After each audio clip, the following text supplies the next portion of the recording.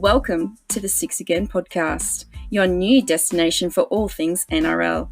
Here to bring you everything from team news to best bets are your hosts Adam Hoy and Jarrod Newton. Let's kick off. Hey everyone, welcome into our round 9 preview. You're on Six Again. My name's Adam. Hey guys, my name's Jarrod. I gotta stop yawning. You bloody well do, mate. Come on, we got a big one tonight. Last show was a long one, but it was fun. Not a whole bunch of stuff happening off field. We'll send around 2 stories and we'll cover those, and then we'll dive straight into some signings news, injuries news, and then we'll run down our slate of games and our tips and our value bets. You may notice that I'm not wearing a Newcastle Knights jersey as per our bet. I'll be picking that up tomorrow for Sunday's show. You'll see that Monday morning, which I'm not looking forward to at all. I was waiting for you to say something then, and he was just stop losing. You cannot look forward to something at all. You just got to back up your bets and stop losing. This is true. We're on a 2-game losing skid. But we'll be able to turn that around, but it's definitely not going to be with Fanua-Blake in our side. So I guess one of the stories from the fallout of last round 8, was Fanua-Blake being sent off after the whistle for his slur towards the match referee. It's then come out that he had a second tirade back in the sheds, directed at the referees, but not to their face, just venting or letting off steam in the sheds. It was obviously picked up and heard by the referees, and he's then been slapped on the wrist for that with a anti-violation code that is breached. And it's gotten to the point where I think Andrew Abdo, the CEO of the NRL, is wanting to talk with him one-on-one, and the club as well, before maybe an increase in severity of his suspension, which currently stands at 2 weeks. Well, on top of that, the person he's got to be worried about is Volandis. He's not happy he did it, and he came out and publicly said he wasn't happy. So Andrew Abdo, Fanua-Blake can probably handle, because, he's an intimidating guy. I think his balls are going to shrink if he walks into a room with bloody Volandis. Oh, mate. And it's quite funny because he's usually a very softly spoken player in and around the playing group. He's seen as a family man in and around the club. For such a big fella, he's supposedly, quite softly spoken, similar to Tamalolo in that respect, where you walk up to him, they're just purely intimidation. There's been whispers around him serving community service at a special needs, special education school. We'll see what comes of that. With regards to, I wouldn't be surprised. Sorry, you go. I wouldn't be surprised if his suspension got increased. To be honest, they were barely tolerant of what he said to the referee on the field, but now it's come out he's called them spastics with their eyes painted on, walking up the tunnel, yelled it out in front of NRL officials, Manly officials, and Newcastle officials. I wouldn't be surprised it got potentially brought up to 4 weeks. So that's interesting, because if a coach says something ill against the referees in the press Conference after the game, press conference, they don't get a suspension, they get a fine. So it'd be interesting to see whether a fine comes out rather than a suspension. I would be very interested in a day where a coach gets suspended. I reckon that's awesome. That would have stopped Ricky Stewart years ago if he just got told he wasn't allowed to coach for 2 weeks. That would be a better way than a $10,000 fine that someone else pays for. But I've never heard a referee get called a spastic and a retard. Really? By a coach in a press conference? No, that's never. No, happened. yeah, okay, by a coach, all right. So, and plus the F word thrown in there. Yeah, but that happens all the time. You can hear it on the field. Yeah, no, I mean, you compared it to a coach. That's never happened in a press conference. Oh, yeah, I see what you're saying. I'm trying to think back when all this COVID stuff started and Addo-Carr and Latrell Mitchell breached protocol. What was their suspension? Was it 2 weeks as well? I think they got a fine in 2 weeks. Or no, they didn't get suspended. They only got a fine. So that's on a hell of a larger scale than this. No, I agree with you 100%. But we both know I got really mad at them for what they did, and I thought they should have deserved a lot more. I said they should have been gone for the season. But like their best example is James Graham pointing at the referee, not abusing him, pointing at him. He got 4 weeks. I think it was 2014 or 15. There's another one, Blocker Roach, in 1985 or some shit. Yeah, I don't think they can bring that into it. No, but there's not many times this has come up.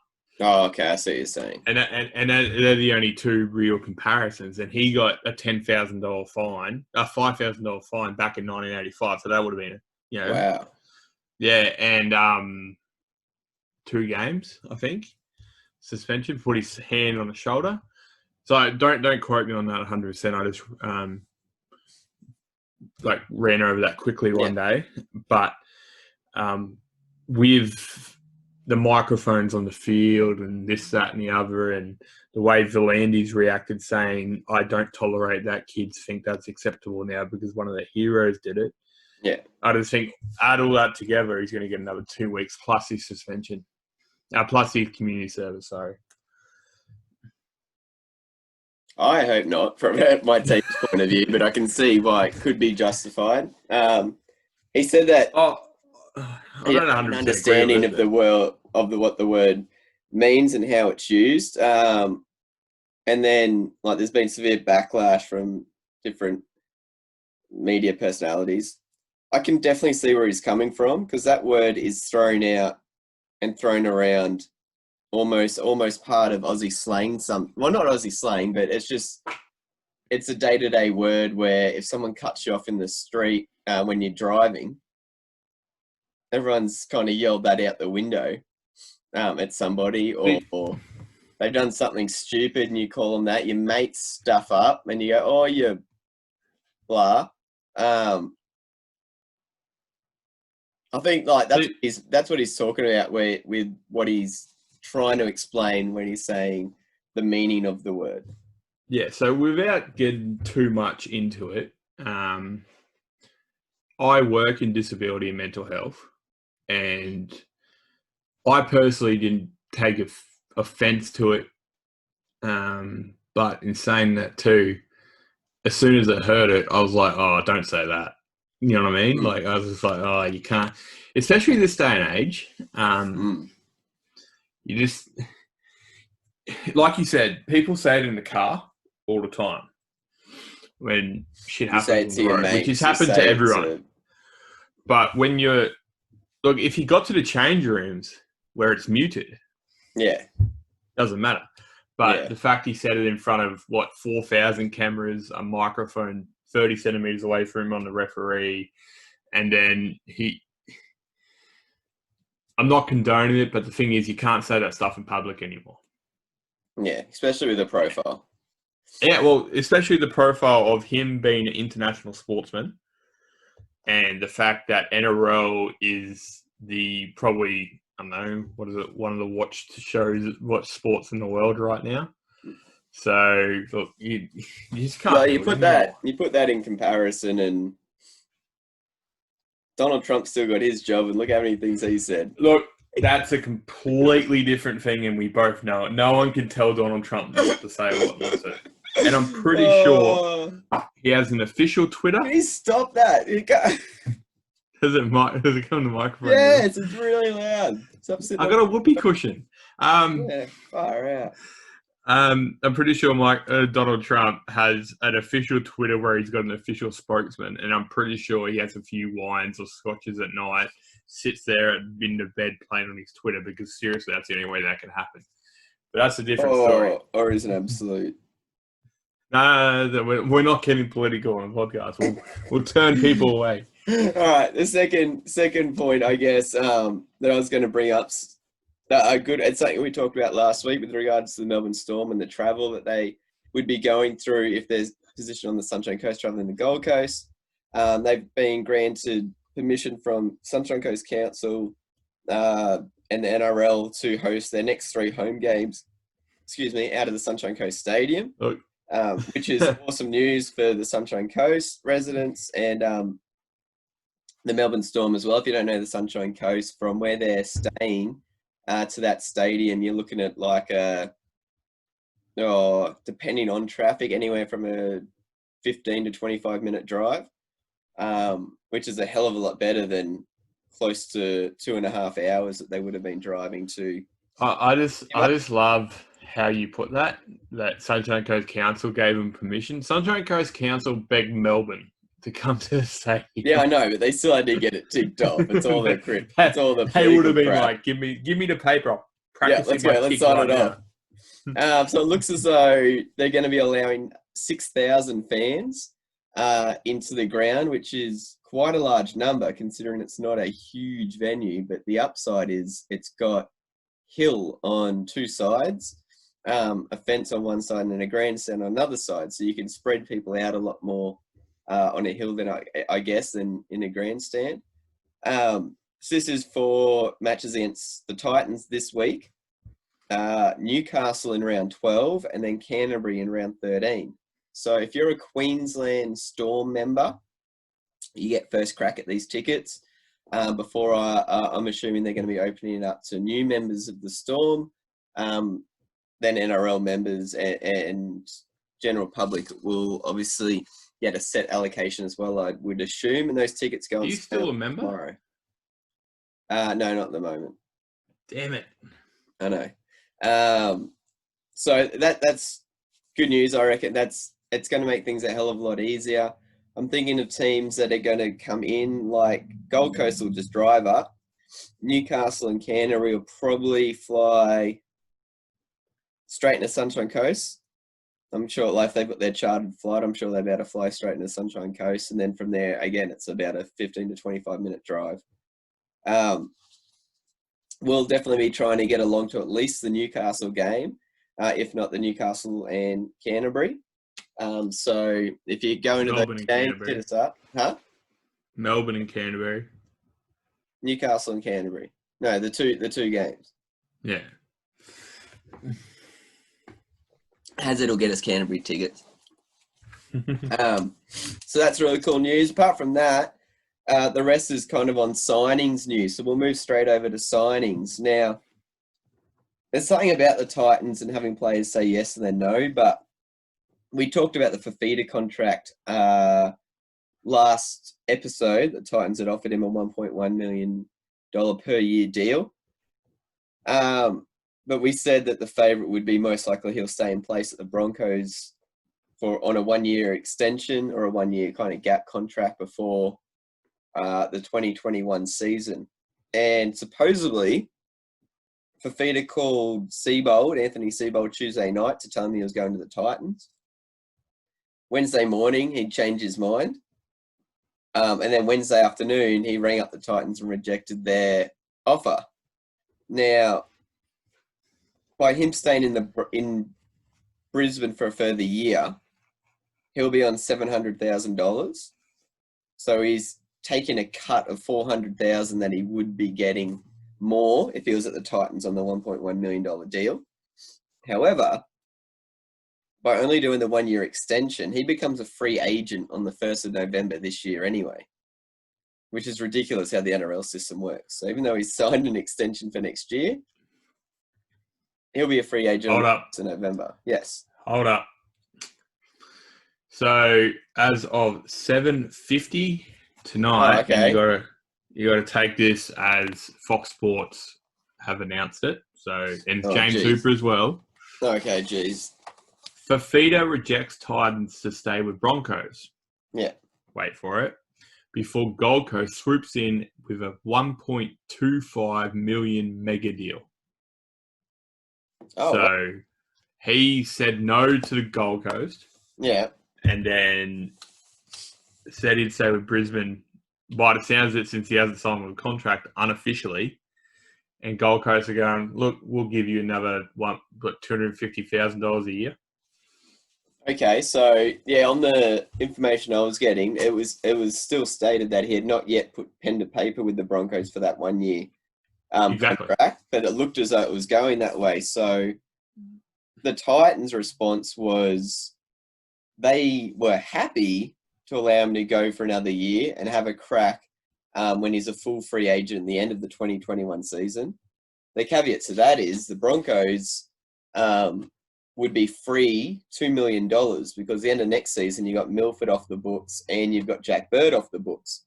Now, regardless if Broncos keep them around or not, they're not going to be anywhere near on the same money that they were because their play doesn't warrant that sort of money. So the Broncos would have had more money to shift Fifita's way if necessary. Were the Titans maybe worried about that to push in this 1.25 deal? Could be. Or it could be Meninga's saying, you know what, we've got a coach in place and we want to start this rebuild. We're not prepared to wait another year.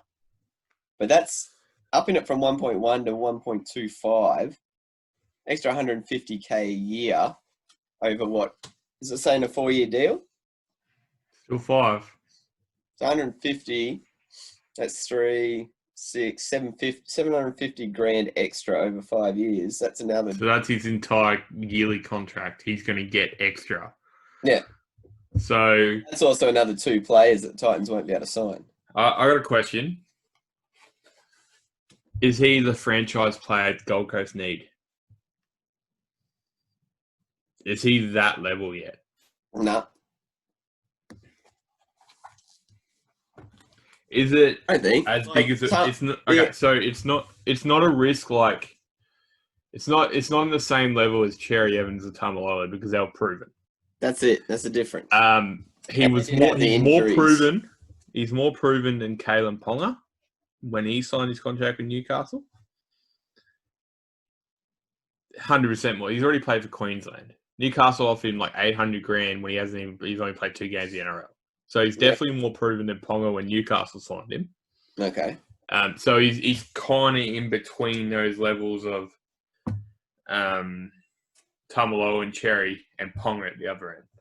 So, and he's getting more money than all of them for this contract. So, is he worth it for that reason? So, and no. So you've got 2 different questions there. Are you saying, is he worth the money or is he the franchise player? What's the question? That's the same thing. No, it's not. If you want to be a franchise player, you get that money. Yeah, but we've also said on the pod earlier that NRL players are, well, my belief is that they're drastically underpaid. And the more $1 million players we have in the game, the better. And the longer we go along, hopefully it'll be your mid-level millions. Look, the disappointing thing is for Tamalolo and Cherry Evans is that if they did 3-year contracts worth $1 million each, their next contract would be worth a lot more. Yes, and we're getting more towards your, excuse me, American sport territories where... No, don't say that gridiron player. Fuck. No. That's... Billy and I had a chat about that this morning, but completely separate to that. They do a lot of your 8, 9, 10-year contracts. It's almost the norm. Ice hockey used to be able to sign 13, 14-year contracts because it always worked out in the club's favour because you'd have your peak years where they'd be getting drastically underpaid. And then as they tailed off, you just buy them out or trade them to teams to free up some cap space or whatever. Now, the Cherry deal and then the Tamalolo deal, we're kind of just like, whoa, he signed a 10-year what?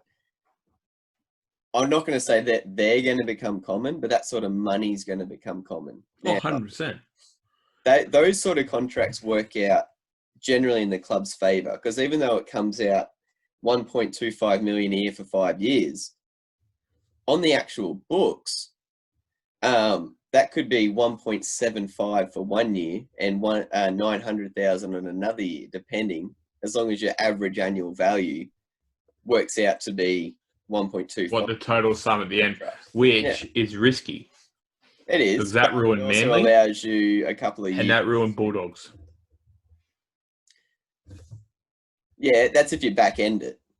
Yeah. If you split it more based around, again, this is more of your American sort of sports style. If you base it around where your other players are going to be coming off contract, saying, all right, you're on 1.25 as an average over 5 years. This year we can afford to pay 1.75 because in 4 years' time, when we've got, I'm just using names here, these aren't real contracts, but say we have Ash Taylor, we've got I know what you mean. Coming off contract, we can only pay 900,000. So if they've done it that way, it doesn't seem like that you cap it every year. That's why I'd love contracts to be free, like open. Yeah, I don't think throwing that much money at someone is going to solve Gold Coast problems. No. 100% it's not going to solve that. But I think it's sending a message that, hey, we can land big fish and that's the unfortunate rule of trying to rebuild your club.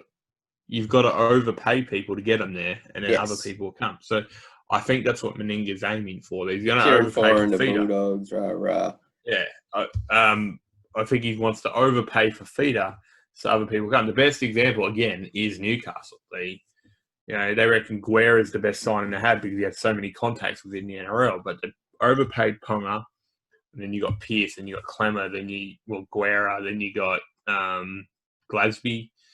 They bought a whole players in the back of that. I think Gold Coast are trying to do that, and you got to really. The thing that they can do though is, I'd like to see Titans financial numbers, because if they're putting that sort of stuff out for Fifita, Ash Taylor's on a fair bit, but everyone else you'd be talking about base level contracts. Like Anthony Don's talking about coming back on a minimum salary on his next contract. That's your leading try scorer in franchise history. You've got Mitch Rain's not going to be on much because he got picked up as the third hooker out of St. George, so he can get a starting role.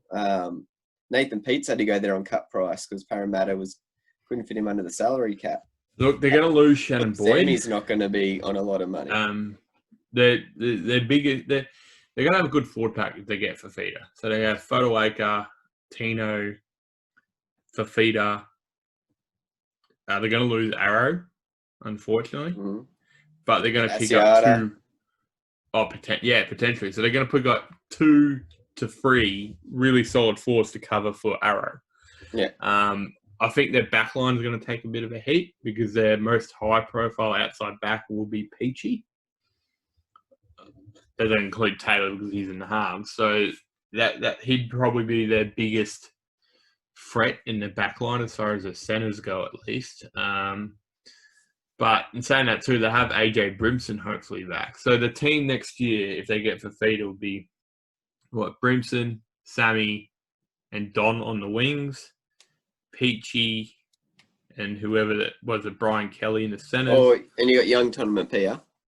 Young Tonamapia in centres, yeah. And then you got who's their 6 now? They got Jamal Fogarty and Ash Taylor.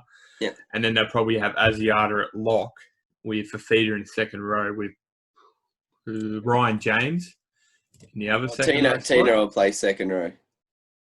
And then you got James and Fotowaker in the front row. Look, their back line looks a bit small. Yeah. But they look like they got a pretty good forward pack. They're going to beat a lot of players. And then you throw like Jarrod Wallace on the back of that. When he's good, he's good. Like you can't deny that. Yeah. And then you got, who else you got? Well, you got Bryce Cartwright. I know you're not a fan, but it is what it is. Sam Lasoni. Yeah. If he gets a run. Jamil Joliffe, he's looked all right. Yeah. So their forwards are going to be set. Rain, Aaron Clark, Peets. Oh, they have to get rid of one of them. See you, Peets. Well, see, that's the thing. I wouldn't get rid of Peets because Rain and Clark are exactly the same player. Yeah, but they've both played better than Peets has there, I'd say. Yeah, but I'd get rid of Rain and Clark. I'll probably get rid of Rain just because of the fact that means you've got a really steady hooker in Aaron Clark, and then you got that attacking threat in Nathan Peets. So that's the way I'd see that. But Look, they're going to have a good team. The only thing is a lot of players who went through the shit at the Titans. And like I said, the same thing happened in Newcastle. A lot of players who went through all the losses and played with them, they're going to get moved on and they won't be part of their success. Yeah. If they do have success. I'm not saying they will, which would be really unfortunate. The other side is they'll take baggage with them instead of it being around. Yeah, that's right. It is unfortunate, but it's business. If they want to win comps, that's what they got to do. So if you're any successful business, this is going to sound horrible, get through to dead weight. And not that in this case, the dead weight's not the players, it's more maybe the experience they've had. Well, look, it weighs on you. Unfortunately, it is the players. So the sad reality of it is that a lot of Titans got their debuts in the last couple of years who would not even been on the radar of a lot of NRL clubs. Unfortunately, it's not being mean to them. It's just the reality of what it is, unfortunately. Exactly the same as what's going to happen to the Bulldogs in the next couple of years. Well, look at Parramatta as well. They would have lost a few players. They had that big clear out a few years ago. Yeah. Just ask Corey Norman and James and players like that. Look, it's just how NRL clubs go. A lot of players are just going to cop a bit of a raw deal. But what they've got to take out of it is they played 80 or 90 games of experience. A few clubs might pick it up, or English Super League, unfortunately. Super League's always there. Yeah, it's reality of it. The other thing I thought I'd just throw in there on Fifita before we leave, he's due to split with his agent, Steve Deacon, in December this year. Now, the upside of signing the 1-year contract extension, there's a very minimal financial fallout then towards the agent. Whereas if he signs a $1.25 million deal now for the next 5 years, this agent plus his next agent are going to need to be paid. If he gets rid of this agent, he's going to get part of the 1 year he signs with Gold Coast for $1.25 million, or the signing bonus, or however the pay structure is. And then whoever he signs to be his next agent is going to be like, yes. Yes. That's probably what he doesn't want. Whereas if he signs a 1 year, I guess you could agree in principle to the Titans, like what NRL players do anyway, play the last season with the Broncos and then sign officially, which should only go to his new agent. But we'll see. On other signing front, Tessie Niu at the Broncos has signed a 1 year extension. And Raymond Fatala-Mariner looks as though he'll be signing an extension in the next couple of days to stay at the Bulldogs. Basically, based around the fact that he's getting starting football consistently. Dean Pay's simplified his game a lot and he's playing really well. Only, I think about a year ago, he was looking at moving clubs. Now it looks as though he will be signing an extension the next couple of days. All right, moving on to injuries. With regards to judiciary, it's Fanua Blake and Joey Leilua we touched on last Sunday. Now, we mentioned some of these injuries also on last show, but there's been updates since then. So there's a fair few in there, almost all big names in big clubs. So you got Daniel Tupou's out for 8 weeks, kind of minimum at this stage. Boyd Cordner is out against the Cowboys this week.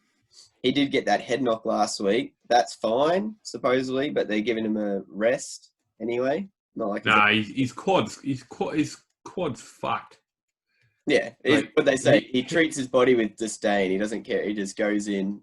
Yeah, leather and unfortunately, he's not going to get the Australian captaincy as long as he should get it, because he's going to have to retire sooner rather than later, unfortunately. Adam Elliott, we said was waiting on scans. He has to have a full shoulder Rico as part of that dislocation he's done for the season. It's a big loss for the Bulldogs. Cam Munster could return this weekend from an MCL injury. That'll be 2 weeks ahead of time. That'd really annoy me because I had to drop him last week out of my fantasy side. And I'd replace 2 other players because Fanua Blake suspended, etc. I don't know if he's taken the piss a couple of days ago, but he said the media came out and said he could be out for another 6 weeks. Munster? Yeah. And then Brendan Smith's come out today and said he heals faster than anyone he's ever seen. So Anyway, that's one to keep an eye on. Parramatta, triple blow. So Ray Stone, who's been playing really well off the bench for them, and Oregon Kaufusi both broke their hands last round. Ray Stone looking like coming back round 14. Kaufusi round 13. So we're only in round 9 now. So you're looking like a 5 to 6 week turnaround for both of them. Mitch Moses' return's been pushed back due to that calf injury. So he's looking at round 12. Kane Evans and Penny Terapo are both out indefinitely. Kane Evans with a calf and Penny Terapo with a undefined injury. Take that as you will. So that's 1, 2, 3, 4, 5 injuries there for Parramatta. It's going to be interesting to see what they do over the next couple of weeks. For Canberra. Well, they are. Look, you said they're all fringe players, really. Like, there wasn't Mitch a player Moses? in the... Oh, no, sorry. Other than Moses. Kane Evans and Kane Evans have been on every, like, their bench, but for every game that... He's a fringe player in every other club. Yeah. So, Canberra, Sia Soliola, 12 to 16 weeks. So his facial fracture, they had to have surgery on. It was more, there was more damage than they expected. So yeah, 12 to 16 weeks. So he won't be back unless Canberra makes the finals. And even then it's going to be hit or miss. Emery Gula, unfortunately, went off with an ankle injury. It was a fractured ankle. So he's looking for 8 to 10 weeks on the sidelines. So it's round 12 to round 17 to round 19. So you take Soliola, Emery Gula on top of John Bateman and Corey Horsburgh, and their back row's starting to get a bit thin. Remembering that Jack Murchie, they allowed to leave to go to the Warriors on a deal, not a trade. So they could be looking a little thin there. And Braden Burns ruptured his patella tendon as part of that knee dislocation, so he's done for the season. So you've got the Bunnies, the Raiders, the Eels, and the Roosters kind of all being hit at the same time with players who are important to their teams, if not absolute keys, but important. And we'll go over who replaced them at least for this week, right now. Yeah. Anything else, Jarrod, before we get into team lists for round 9? No, you're just going to look so pretty in your Newcastle jersey. No. All right.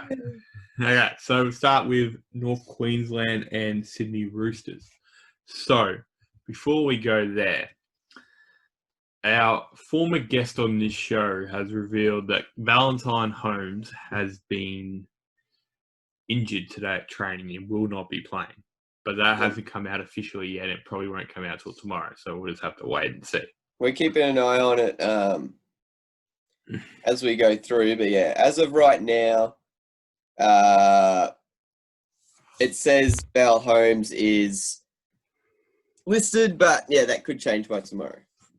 But on the funner side of that is that Holmes got dropped to the wing with Tabu, Fido, and at fullback and Kyle Felt on the other wing. So the reason for that is that he is going to strengthen up their left-hand side, which is funny because their right-hand side was shit last week. But whatever. Val Holmes will be playing on the right. So Kyle Felt's getting swapped over? Yeah. Okay. Okay. Okay. And then in the centres, you got Connolly, Lemilu. And then you got Esan Masters with Drinkwater and Clifford in the halves. And then you got at lock, Tamalolo, Hess, and Wright in second rows with Francis Milo, Jeff Robson, and Maguire up front. And then you got Hampton, Tom Gilbert, Holler, Peter Holler, and Gavin Cooper rounding at 17 with Tulagi, Ruben Cotter, Corey Jensen, and Jake Granville. So we'll follow what happens. No, it's just Corey Jensen and Jake Granville. Oh, really? Okay. Has been updated in what I'm seeing. Okay, with the Roosters, you got Tedesco and Morris on the wing with Ryan Hall replacing Daniel Tupou. You got Morris in the centres with Manu and Kiri and Flanagan in the halves. You got Orbison coming in for Boyd Cordner. That's a pretty handy guy to bring in. With Crichton on the other edge with Butcher at lock. Takiaho, Friend, and Maria Hargraves up front with Lachlan Lamb gets a start off the bench, obviously, but he gets to go with Tupanua, Famasuli, and Lindsay Collins with another Fifita, Daniel Fifita. And Ikuvalu. There with Drew Hutchinson and Darcy Freddie. Is that Freddie Lussick? Yep, Freddie Lussick drop. Yeah. They're 21. So I doubt, even if Cowboys came back with a way better attitude than last week, I doubt they're going to be able to beat the Roosters this game. It's an intense. To be honest, it's just there. I'm just saying, if Valentine Holmes is out, Ben Hampton will come off the bench into that starting wing position, and Granville. Well, I'd say probably. Well, he hasn't been playing two hookers lately, so. Yeah, but what other utilities he got? Jake Granville's not a utility. He's more of a utility than the other forwards. You reckon? Oh, Gavin Cooper can play centre if he needs to. He's played centre before. But where are you going to put Jake Granville? Apart from hooker. Put him at lock. Corey Jensen can play lock. Yeah, Corey Johnson is a lock. That's why he can play lock. Then why would you put Granville can play in the halves? Oh, Jesus. Out of everyone they've got there, who else they got as a utility? No. Exactly. So, yeah, they got no one. All right, so next game. Mate. Far out. Are you writing these down? All right, so I got Roosters. Who you got? I don't know. I'm looking for my freaking pen. Bet you left it upstairs. Yeah, I'm going as well. All right, so the next game. Has Ryan Hall scored a try in the NRL yet? Yeah, you would have played on the Roosters' edge. I don't know. All right, so for Gold Coast, they got Jolliffe at the front row with Aaron Clark and Fodawaker. Then you got Keegan Hipgrave, Sam Stone, Jesus, and Jai Arrow. Isn't that Rick Stone's son? Yep. And then you got Jamal Fogarty, Ash Taylor in the halves with Adam, Bryce Cartwright, and Bo Fermor in the centres. You've got two second rowers playing centres. Whoa. Yep. And then you got Anthony Don and who's that? Trayman Spry. Oh, yeah, I've been looking forward to this is his debut. Corey Thompson at fullback with Shannon Boyd, Sam Lasoni, Tyrone Peachy, and Jarrod Was. And then you got Jai Whitbread, Nathan looking Peake, team. Lala Salo, and Roberts. Okay, so Titans didn't have that injuries. This is just all a clear out, isn't it? Yeah, it looks like it. Because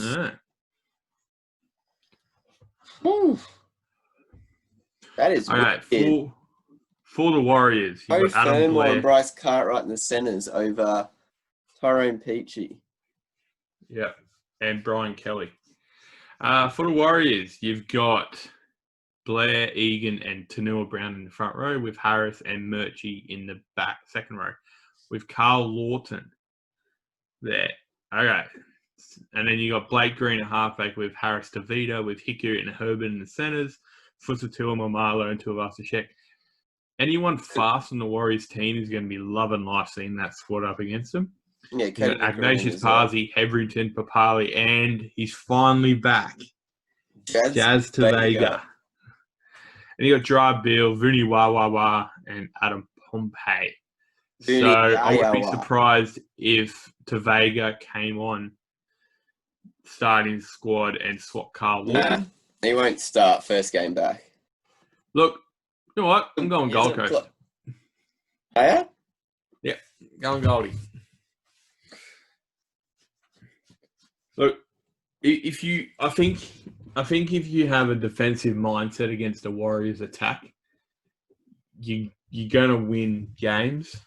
Like defensively, the only real issue I see in that back line is Bryce Cartwright. Seen Tremaine Spry play. Yeah, who's this bloke? Do you want to give me a rundown of him? Oh, you don't actually know who he is? No, I just know he's making his debut. I'm going to have a look on NRL.com. Okay. So, yeah. That's what we didn't... I'll talk about it later. Okay. So, who are you going, Warriors or Goldie? It all depends on who this Spry guy is.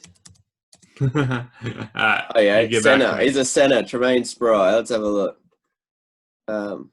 Big fella. 98 kilos, 187 centimetres. He's a Queensland, looks like it.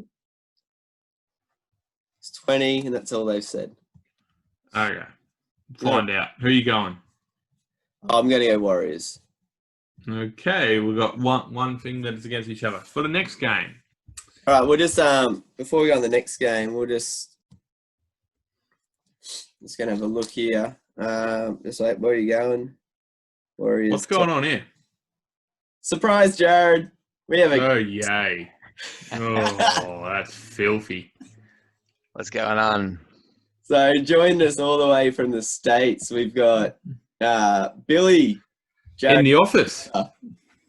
Yeah, got Stanley Hudson over me left shoulder here. So. Yeah, in the office.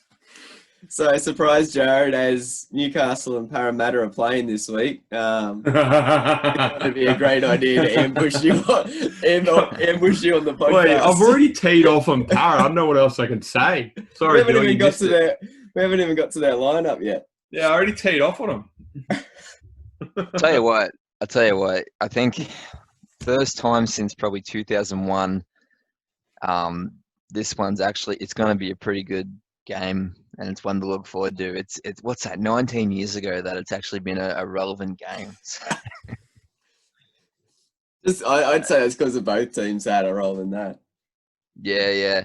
Hey, Adam, just quickly. Also, just before I got on here, I think this video come on my timeline probably because Wally tagged you in it. Yeah, I know. There's the George one. Yeah. And you know what I thought would have been cool? There was one try that Brett Stewart scored in that game, and I was like, oh, I don't know about that one now. You know what would be a cool segment if they showed tries from like 10, 15 years ago and had the video refs from today sitting there watching them, not knowing God. what the actual result was, and then making a ruling on them tries, and then comparing what the actual outcome of the try was on that day. 14, 15. That's just a pretty cool idea. Yeah, I thought that'd be interesting. Like on Fox this year, they've been what are you doing, Jarrod? Count in your head. They've been doing commentary of games from like the 80s and whatever, or even 4 years ago with like Mick Anderson them commentating. They've actually done a pretty good job. But yeah, that'd be sick doing just get a whole bunch of tries from it. Why do you think it wouldn't have been a try? I don't know. No, it was very line ball with the hitting the ground and then him sort of hitting it back to Brett Stewart. It was touch and go. I wasn't saying it wasn't a try. I didn't. As soon as I saw what game it was, I'm like, I'm not going to watch that. Yeah, I think it was Lincoln Withers or whoever it was. Lincoln Withers. Holy shit. Well, speaking about players, I've got something for you guys a bit later on that neither of you know about. So let's go through these games. And so we're up to game number 3. This is the second game on Friday night. So we'll go through the team list here. This is Rabbitohs versus Tigers. Now this has the makings of what could be a pretty decent game with Tigers in some pretty good form the moment. And this is the second time round for the Rabbits having their pretty much full strength team, especially their full strength back line. So we got Mitchell at fullback with Dane Gagai and Alex Johnson on the wings, Campbell Graham and James Roberts in the centres, Cody Walker and Adam Reynolds are in the halves. Tavita Totola and Tom Burgess starting props with Damien Cook at hooker. Wouldn't be surprised, a big game out of him with all this Apasai Coruscant, New South Wales hooker talk going around. Jade Sewer and Ethan Lowe in the second row with Cam Murray at lock. And on the interchange, Liam Knight, Bailey Sirinen, Patrick Margot and Hammy Saleh. I don't see any of the reserves coming on. They're the same 4 reserves as last week, Dargan, Allen, Masters and Nichols. West Tigers, Adam Dewey at fullback with David Norfoluma and the ever-improving Tommy Talau on the wing. wings, sorry. Michael Cheekham has come into centres for Joey Leilua. So that's who we're trying to decide who that was going to be, with Robert Jennings also had injured. Cheekham's got a bit of pace, and he'll need it because he'll be taking on James Roberts by the look of that. Josh Reynolds and Luke Brooks stay in the halves. Josh Aloi and Oliver Clark at prop, with Harry Grant at hooker. Luke Garner, Luciano Leilua passes HIA protocols, and Matt Eisenhuth at lock. Elijah Taylor, Thomas McKaylee, Sam McIntyre also passes HIA, and Chris Lawrence make up your bench, with Reece Hoffman, Billy Walters, Russell Packer, and Benji Marshall on the reserves. Who are you tipping? I don't know. Billy? I've really enjoyed watching the Tigers play the last couple of weeks. Yeah, I think South Sydney. I think the game the Tigers had last week, so it's a lot to back up from. It's interesting though. If you look at the team stats currently, one of the stats that really stands out, that like a lot of them are pretty close between like first and fifth, but dummy half runs, the Tigers have far and away the most dummy half runs than any other team in the comp. Rabbitohs are on the Rabbitohs are on the list as well, but they're 40 after 8 games behind. Yeah, and I reckon a lot of them would have happened now that Cam Murray's back at lock too. With him in the second row, their attack looks shit. Now he's back to lock, which would be interesting next year when Jai Arrow comes. Is he going to play at prop, or he can't take Cam Murray's spot? I didn't even think of that. I'll just have a look at Rabbitohs results this year. It's like there's been the last 3 wins have been against the Titans, the Warriors, and then the Bulldogs. Whereas their last 3 losses have been against Penrith, Storm, and Roosters. So the decent teams they've lost to, and pretty handily, 28-12, 22-8, and 20-12.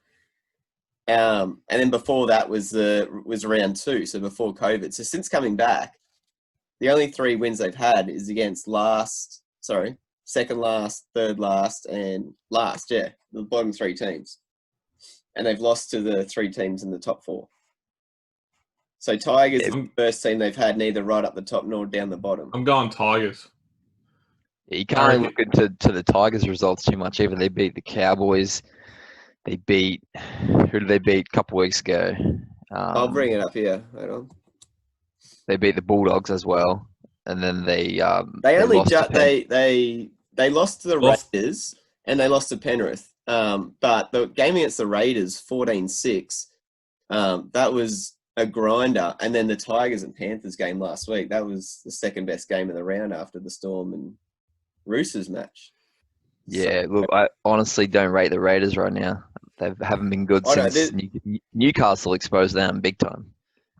Yeah, this was 4 weeks ago, right? 5. Yeah, it was. I think it was. Yeah, second week back. Ooh, I reckon this has got the makings of a. I reckon Tigers will win. Just their attack. Raiders shit. I reckon their defense is not good, and especially with Soliola and Rabbits. Rabbits. So okay. Rabbits. Well, their defense isn't that flash anyway. So they look real good. Yeah, so I'm not overly fussed about the Rabbits this year, but Tigers' attack is just too good. I reckon. They look it's funny that you're saying Tigers attack, and you look at the Rabbitohs back line. It's just like Mitchell, Gagai, Roberts, Johnson, Walker. But you don't know what's going to happen to them week by week. There's like 50 points just sitting there. Oh man! Rabbits also have second best defense in the league. So,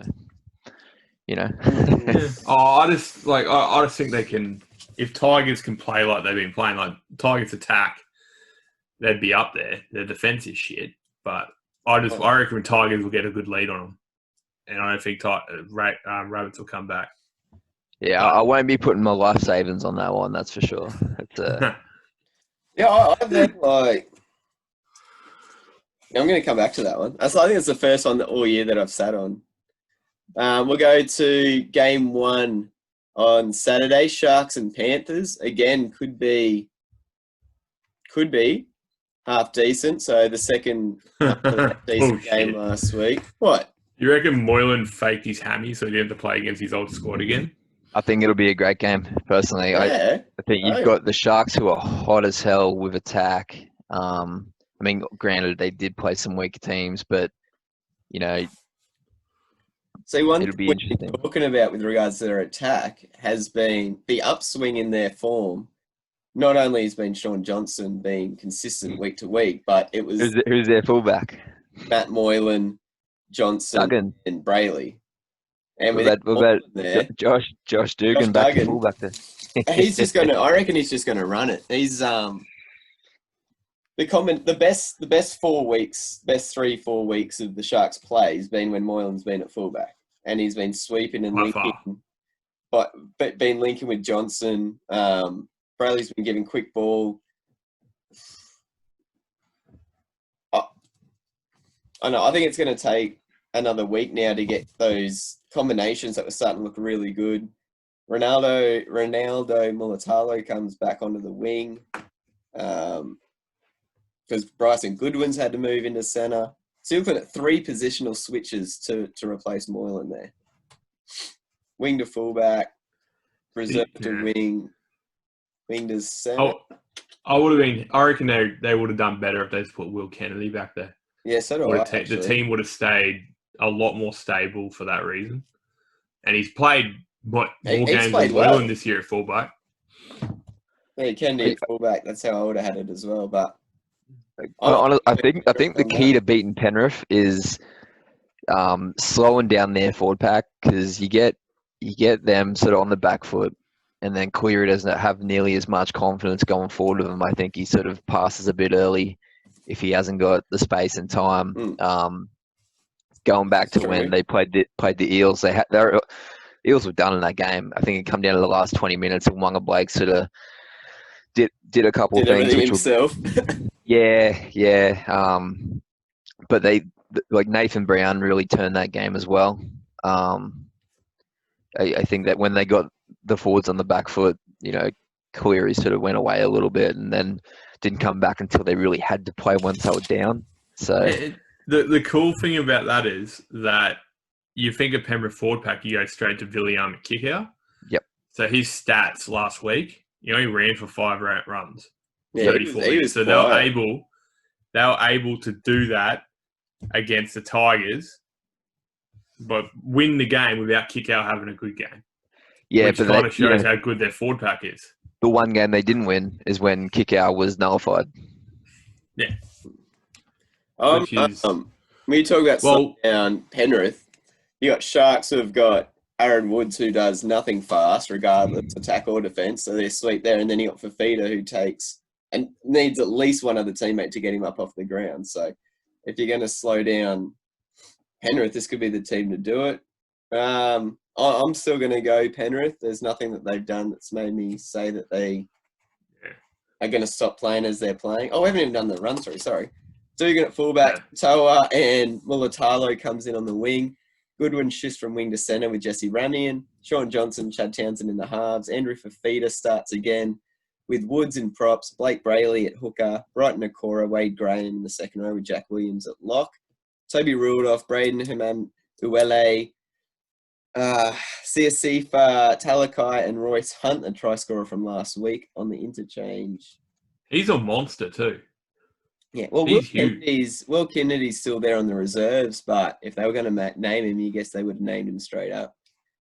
Penrith look unchanged from last week, except for Dean Farre coming in for Brian Tu'o, who is out for 2 months. Yeah. I'm going Penrith in this one. I don't think they're going to drop this game. Is Farre coming in on the wing, or is he slipping into the centre? No, he's gone straight into centre. So Brent Naden. So you got Dylan Edwards at fullback with Mansour and Naden on the wings with Crichton and Farre in the centres. And then pretty much from 6 through to 13 is the same as last week. And on the tell you what, that's Stephen Crichton. He's a weapon. He's a star. Yeah. He's so good. Yeah. Unfortunately, when you're talking about Wanga Blake, he beat Wanga. Wanga Blake actually beat him twice. He's one bad game. No. That's my point. He came back next week, and I think he scored 2 tries the next week and done pretty much what Wonga Blake did to him to his opposing centre. Yeah, So he's a rookie. He's a rookie. You got blokes like, you know, the dudes that were running at him that night. You know, they're no slouches. I mean, to be fair, Wonga Blake had his best game of his career that night. Against his old club, yeah. Yeah, you know, so did Reed and Campbell Gillard. You know, they pulled it out that night. But that Stephen Crichton, he's going to be unreal in a couple of years. Yeah, and that left-hand side for Pembroke with Kickout and Crichton on it. What do you do? You shit yourself when they come at you. Penrith. I just want Crichton to get a hat trick so his fantasy stock jumps huge because I'm going to have to get Munster back next week if he comes back early. He's going to cost a shitload. All right, so... game of the round. Boom! Broncos. All right, someone needs to explain what the fuck's going on with Broncos this round. Because you got Tessie New at fullback, and then you got Coates and Nasako on the wings. Then you got Farnsworth and Boyd in the centres. Milford still gets his spot with Croft at halfback. So you got Carrigan at lock, and this is the part I don't understand. You've got Corey Oates starting second rower. So this is a bloke who was put in the second row, 3 weeks ago, and then last week he was dropped, late injury, put onto the bench, and now he's starting second row. Oh, and the fun thing is he's a winger. And that puts someone, the guy at lock. Someone's got to... I don't understand. Are we getting the laughing Broncos or the crying Broncos this week? I don't know. And then you got Haas, Luke, and Pangai Jr. I like Pangai up front. I do like that. Is this? Do you reckon this might be an early look into what they're going to look like next week if Fifita comes back? Fifita will go into the Oates spot and they'll be playing Pangai at prop.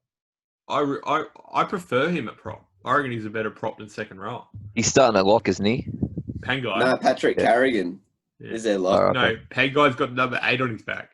And then you got Dearden, Flegler, Kennedy, and TL on the bench with Corey Pax, Jamil Hopewade, Katoni Staggs, and Matlock. I'm surprised Katoni Staggs hasn't got a run yet. Matlock dropped. Well, he's coming back from injury. Yeah, I'm surprised he can get a run straight away. What's the point? They're getting belted every week. There's no point rushing with back. the lack of attack in the Broncos right now, Staggs coming on would be a plus for him, you'd think. And then, Matt Lodge looks like he's been dropped to 21. Yeah, because he's injured as well. I don't. It looked like he had that serious knee injury, but it was there was nothing structural in there because he played.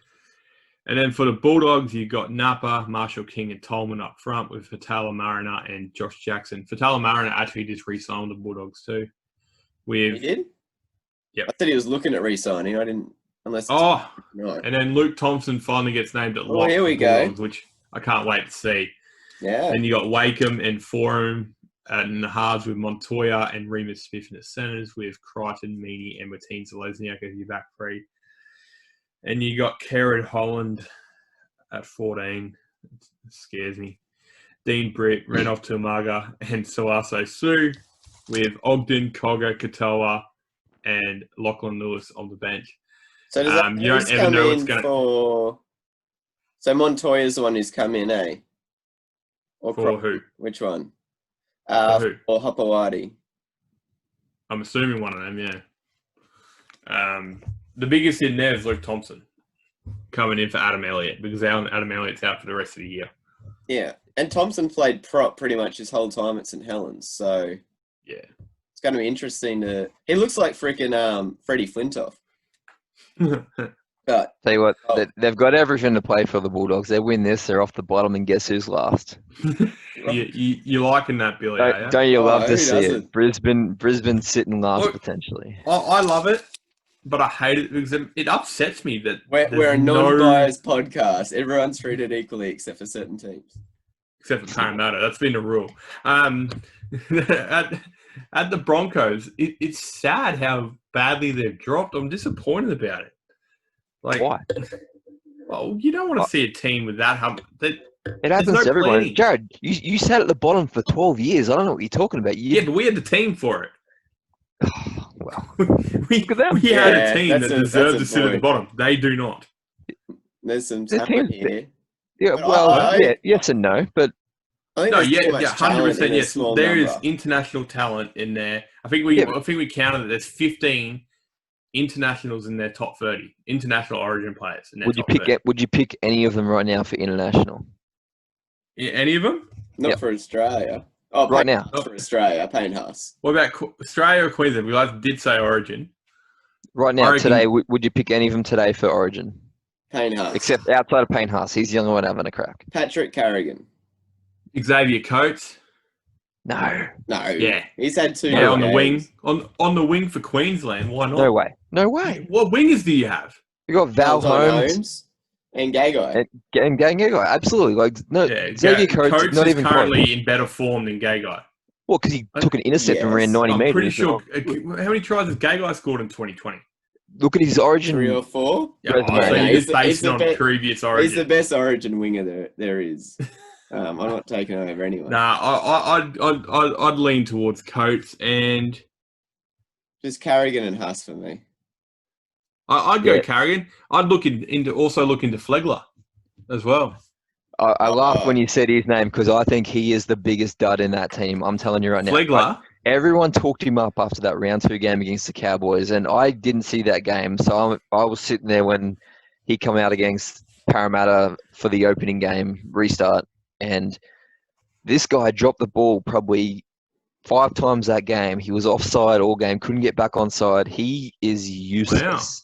You're the only person I've ever heard criticise Flegler. Watch him. Honestly, you watch him. I will this week, but he misses tackles. He if there's a shift, he's out of play. He's not good. You're the Yeah. only person I've ever heard criticise him. Now you have a look at him. Would you pick Ben Teo?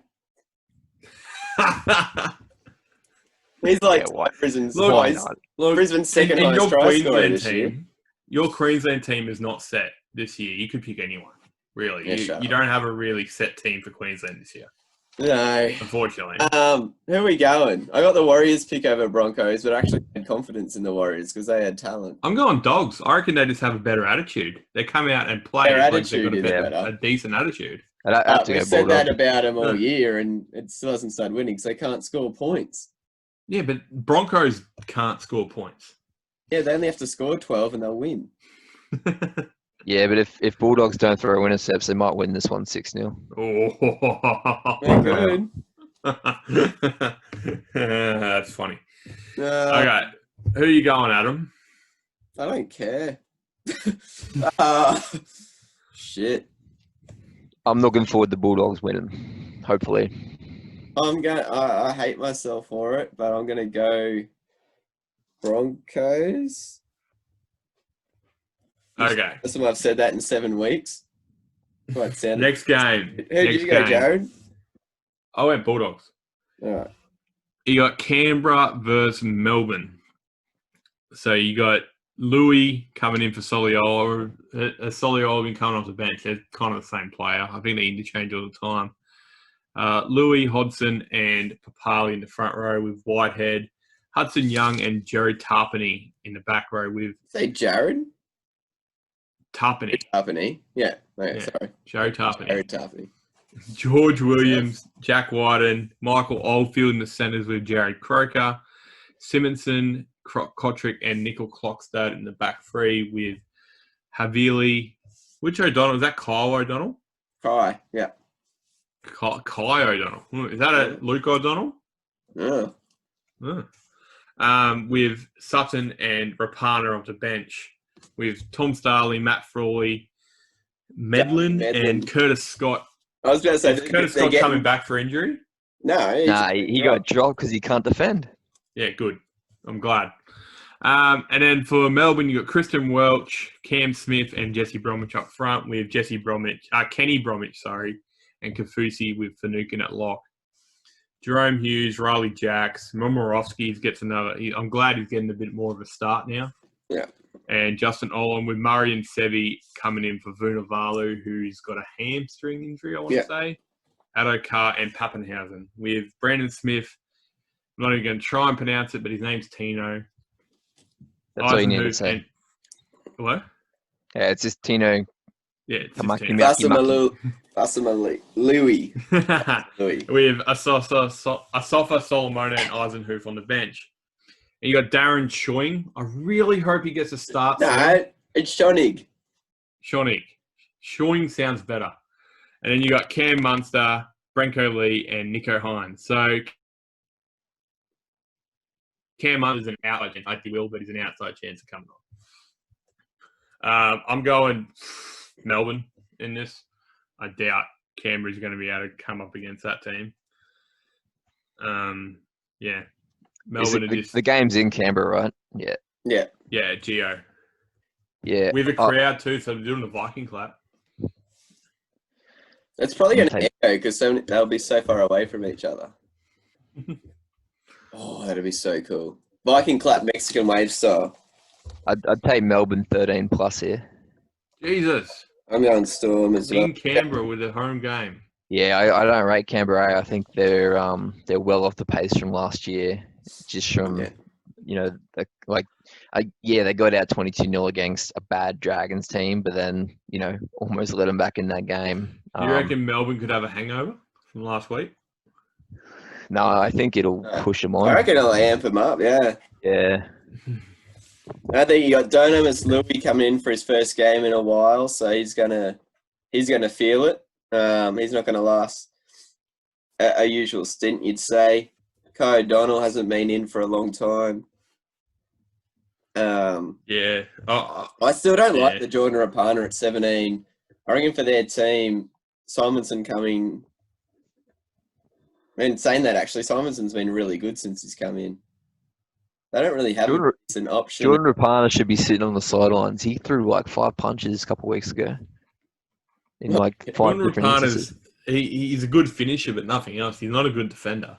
What do you reckon Storm's going to do? Do you reckon they'll start with Smith at 5'8" again? Nah. The last 20 minutes where they scored those 3 tries and scored all those points, he was playing hooker. Yeah, that's right. Yeah. But it depends how it's going, I guess. If Riley Jacks is really struggling, yeah, I don't know. Which he has. He hasn't been great. He wasn't again like when they shifted Smith to hooker. He was able to just run off some early ball. He didn't look terrible at that point, but he's not a playmaker. Like, so let's call that for what it is. That's it. Do you know crazy stat for that game? Like, not many players. Well, not many. It's a very small number of players bring up 300 games in the NRL. If the Storm win, that's Cam Smith's 300th win. That's fucked. Remember, Canberra beat Melbourne not long ago too.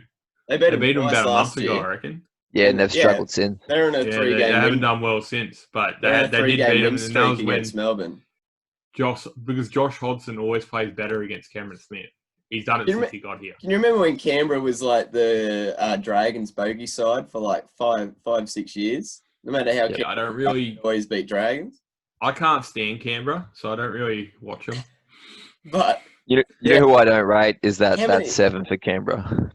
Oh yes, he's looked so good, mate. He's not good. He's a bad player. He's looked so good. He's had one good game against Melbourne. He kicks the ball all right. Like, he can set up tries that way, but other than that, like, he doesn't add any value. No, I like it. He takes the ball to the line. Hardly any halfbacks do that anymore. Yeah, but for what? You know what I mean? Like, it's just a dead play to me. Oh no, he doesn't. It's paid off a couple of times. It's also broken his nose, but.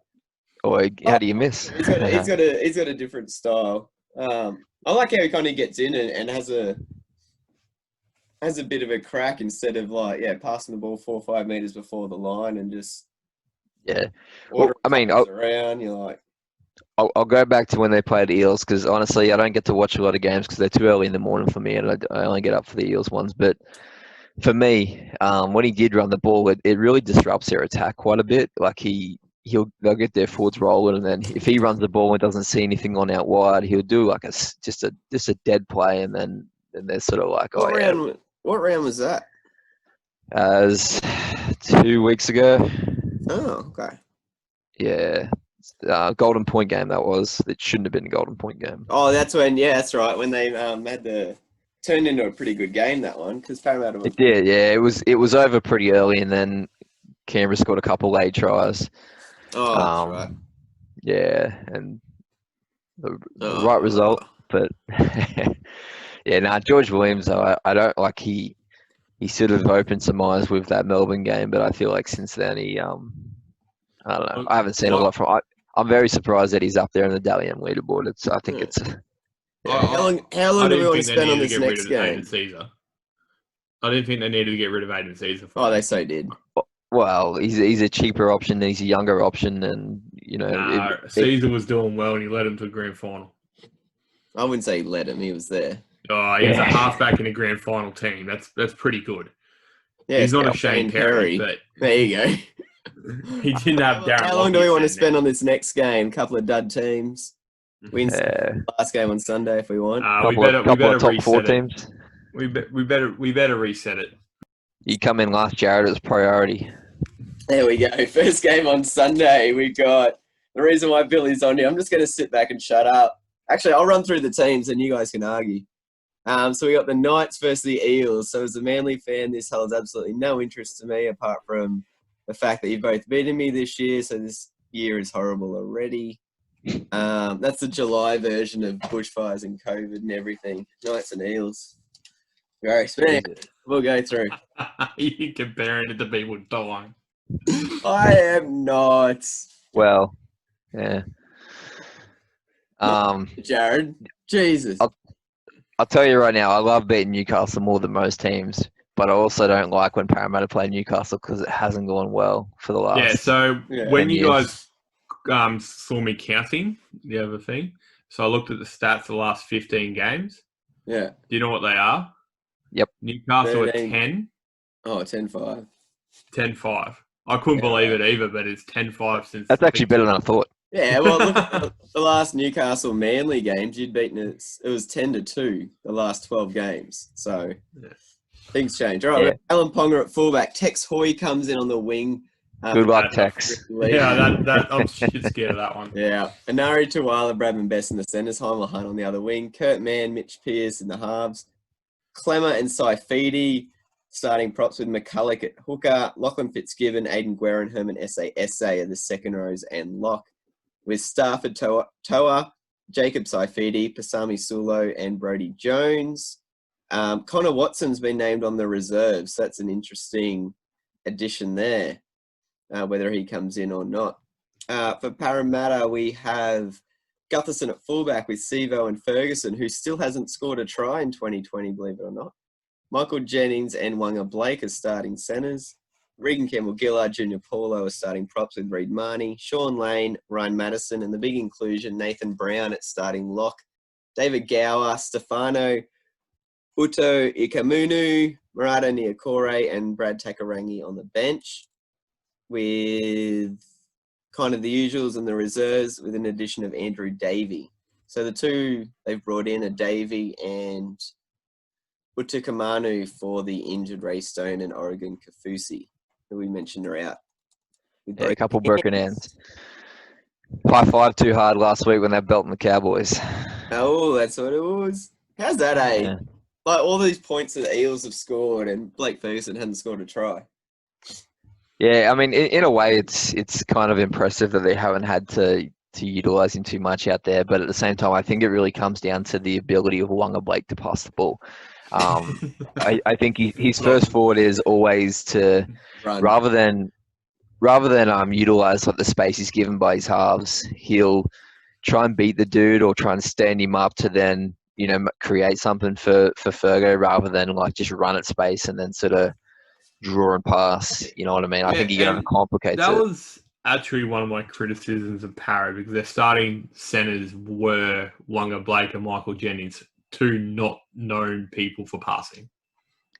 Yeah, I'll tell you what, Pretty good. I used to think Michael Jennings, my theory was that he couldn't pass on the run. But this year, he has been... It's one of the better years I've seen Michael Jennings. This is the best year he's ever had, I reckon. Even when he's playing for Australia and New South Wales. Like he's been ability, killing it.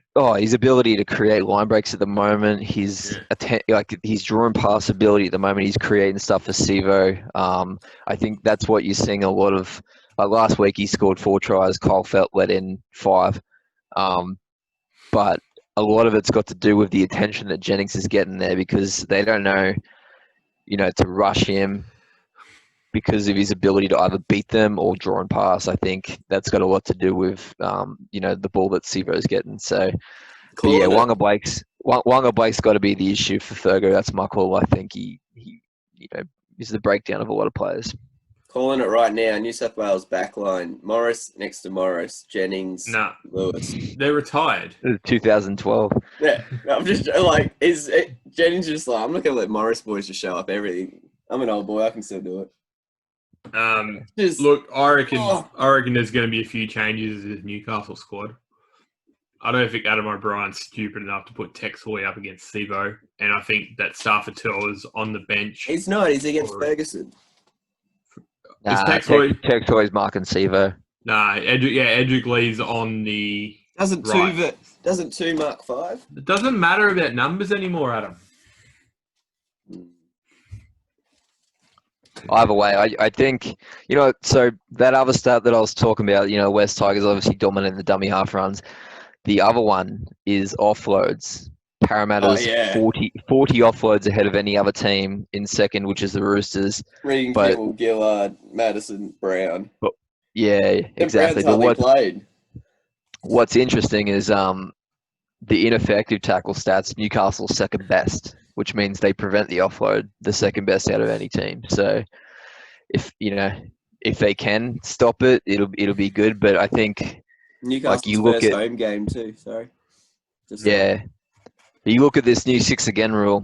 You add that to Parramatta offloading almost every second tackle. It's almost like they're doing 18 tackles in one set if they get a restart.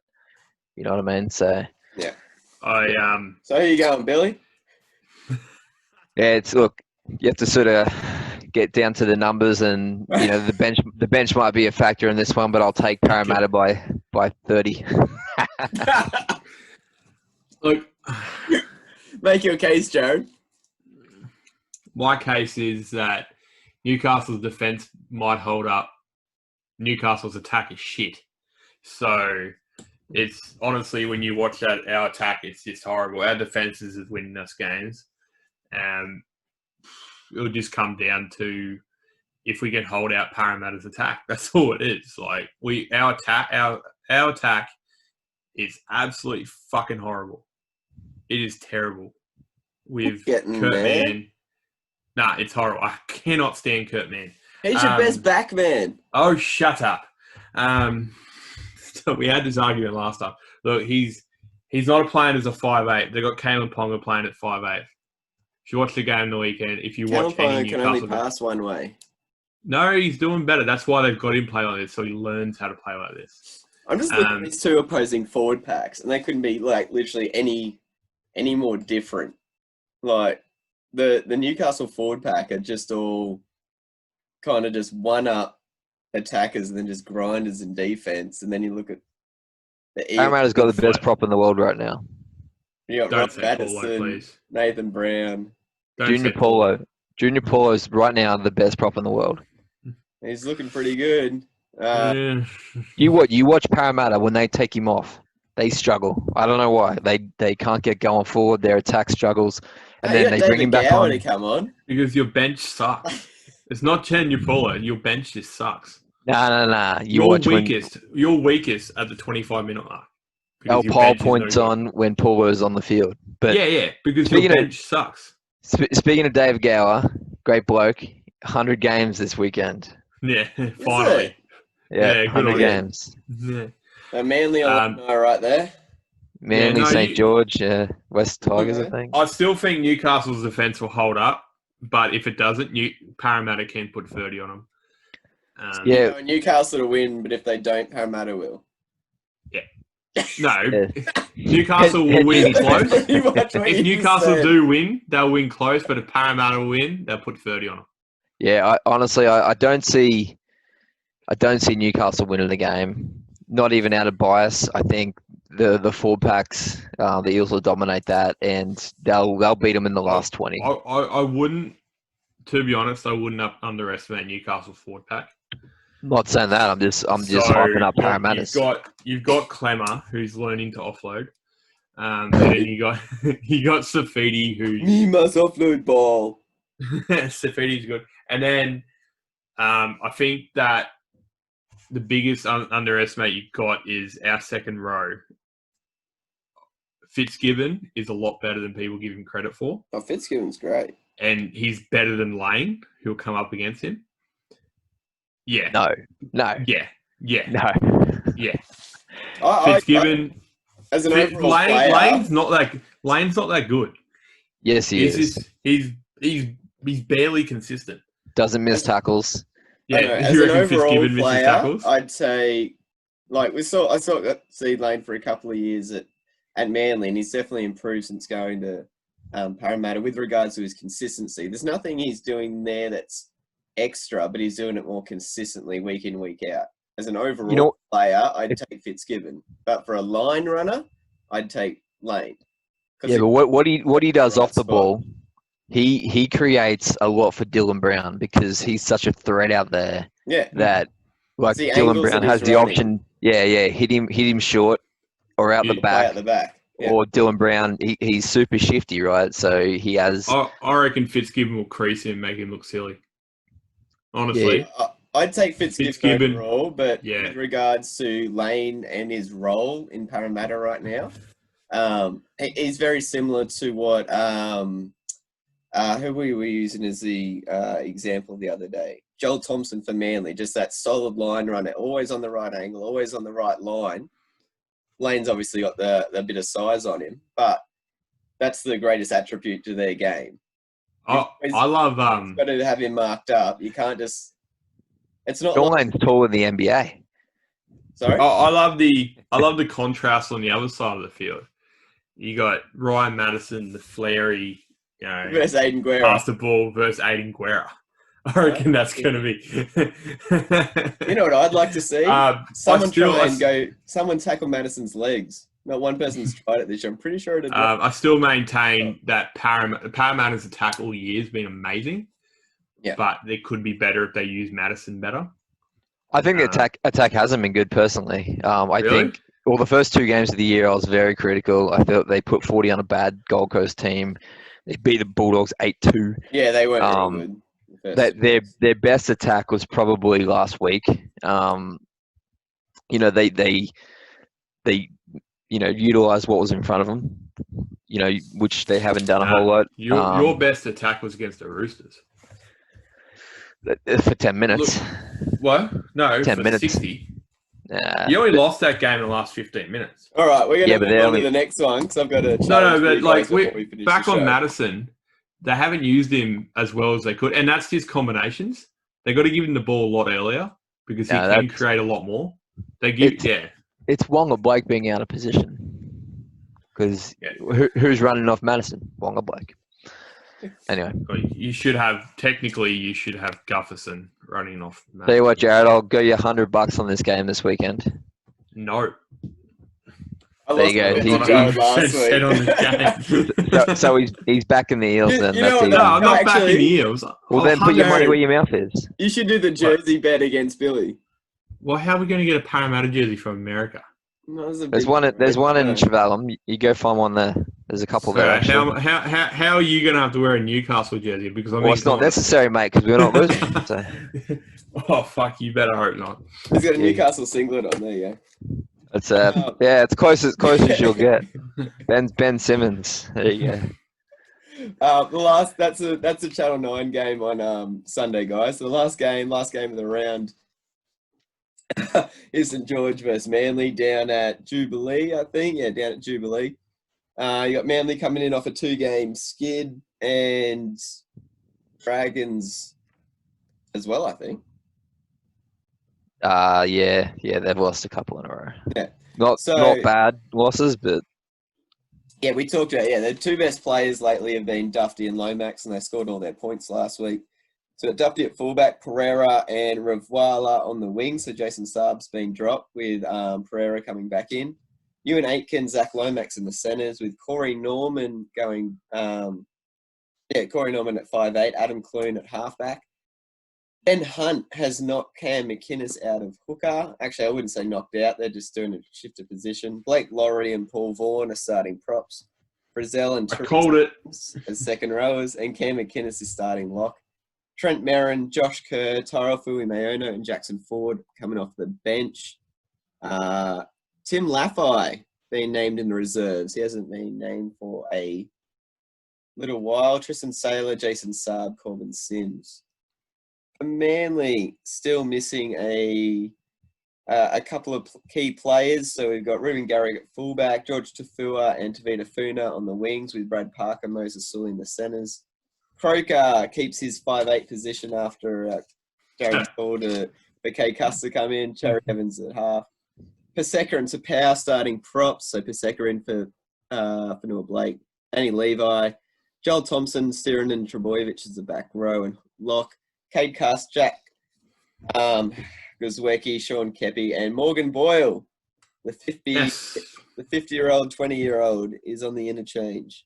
What did Fanua Blake get? Just 2 weeks? Or are they He's still going on to get review? more, though. He's got 2 weeks minimum. The further punishments have yet to be decided. Yeah. Jeez. Yeah, you're in trouble here, Adam, to be honest. I think Yeah. the next 6 weeks you're in trouble. Well, like we said last week, the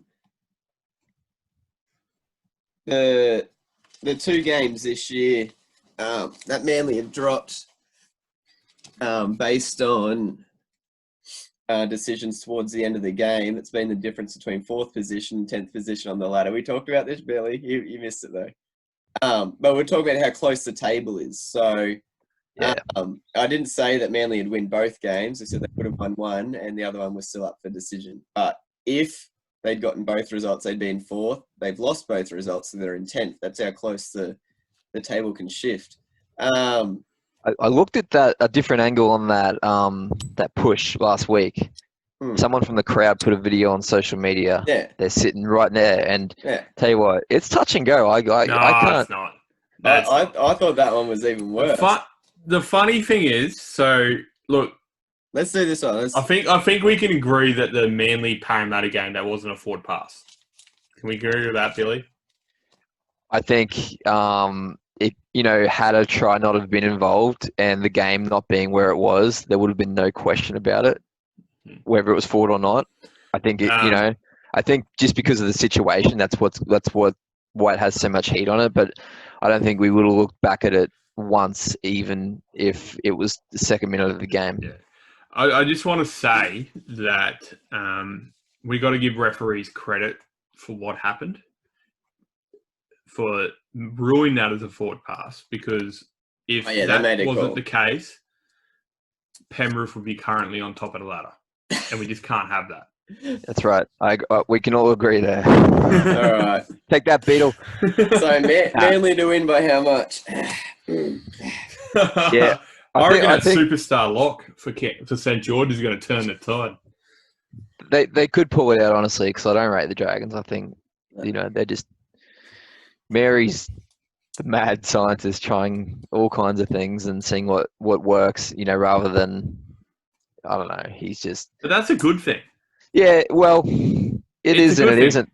But no, you don't. Then you mess with combinations and players are sort of they're not developing and building on anything. You know what I mean? It's just like, oh, let's just give this a crack. Yeah, but in saying that too, it's desperate.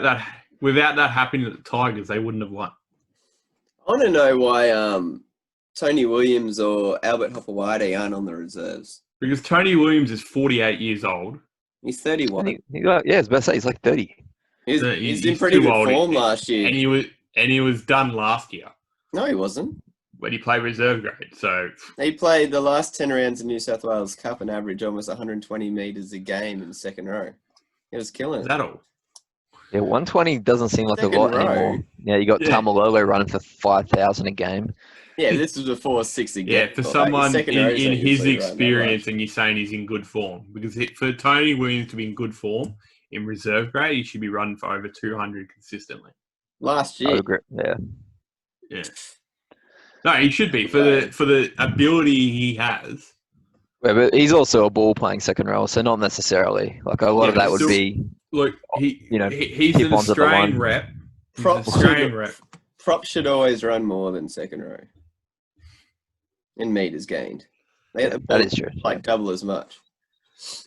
Regardless, like if second row they gets play half the minutes, yeah. but Yeah, I don't know.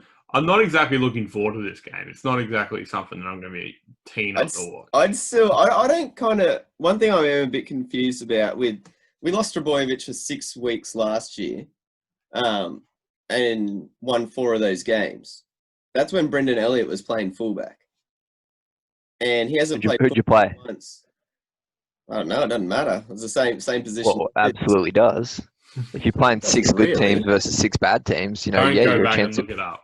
No, I'm just saying, like, you're going to replace a player like that brings a game against a bottom opposition to a mid-table opposition if you've got someone having that sort of impact. Look, I don't imagine you're beating strong teams with Brendan Elliott fullback. No offense to him. If you played Melbourne 6 times in a row without Trbojevic, you're probably losing 6. But if you played Bulldogs 6 times in a row, you're probably winning 6. So, yeah, it does matter who they're playing. I don't know. Yeah. But he wasn't there. Like I saw, like Ruben Garrick last week. He's just there as a body at fullback, whereas last year when Elliott was there, he was actually playing fullback. He was sweeping. He was. Ruben Garrick saved you 2 tries last week. Yeah, it's great. Manly don't have a terrible run in the next 6 weeks. They're actually. It's funny. They're playing a bad team, then a decent team, and it's actually alternating like that for the next 6 weeks. I think they play. They play Parramatta after the Dragons, then they play. Parramatta again. Yeah. And you got Penrith in there, and 2 weeks from now. That's why I was looking at Fanua Blake getting 2 weeks, and I was like, "You beauty," because that'll be when they play Para. Oh, shit. They have Penrith in there. They have the Warriors in there. Penrith, South, Newcastle again. And North Queensland up north. This draw is really weird for that reason. Yeah. We shouldn't be playing Manly again in 5 weeks. Yeah. You know what they did, right? They did like the pool system again, where you only play certain teams once, and then the rest you play twice. It's just how it worked out, and because there's only 20 rounds now, you had to fit it in a. I thought everyone was going to go through. Is that how Para got such a good draw? Well, it worked out for him. Well, actually, you know what? It's worked out better for Penrith now. Their draw moving forward is going to be pretty light. But yeah, I mean Parramatta, the teams that they were playing going into the lockdown or coming out of the lockdown, I should say, it's actually sort of turned a bit with unexpected teams playing some good footy. So like you look at the Tigers playing them twice, you got Newcastle twice or once. Ooh. You know what I mean? Like, and then. Like the teams like that aren't playing so great, we don't get them as often. So I just saw an update there. Benji Marshall's been training with the starting team this week. Just randomly. Well, who else can he train with? Yeah, they've got to have someone run against him. In the starting team, supposedly. Oh, that's interesting. Oh, that's another thing you can look out for too. Forgot to mention it earlier. I know Newcastle and Para are doing it. I don't know if any other clubs. They're actually live streaming their scrimmage games. So that's all the players who can't play in the starting 17. They're actually live streaming that online. Are they playing nines? Is that right? Or is it full teams? Yeah, something like that. So they're playing a nines team game where they can just keep them fit and have some contact against each other. Yeah. So and Newcastle and Para actually live stream it so you can actually watch it. Which I'm. Who you going, Jarrod? For Dragons and Manly. Yeah. Manly. Oh, shit. All right. I already had you written in St. George. Okay.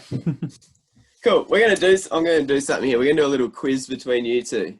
So I haven't given either of these guys a heads up. We'll see how we go. I didn't even get a heads up. Billy's on it, so. Yeah, just a heads up. I'm going the Dragons as well, Adam, so. Yeah, no, I've just been writing the names and I just tick how many of us go for them. Wally's been sending me money each week to tip them, so. All right. So what we've got here is... where are we? I've got the players here from Parramatta and from Newcastle from 1988 onwards.